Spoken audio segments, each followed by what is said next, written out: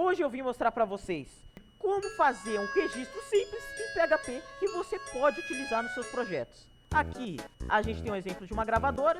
Ela vai pedir um formulário para o nosso artista, ou seja, vai pedir o nome do artista, o gênero musical, a cidade natal dele, e depois que ele preencher tudo, ele vai mandar e o nosso PHP vai entrar em ação.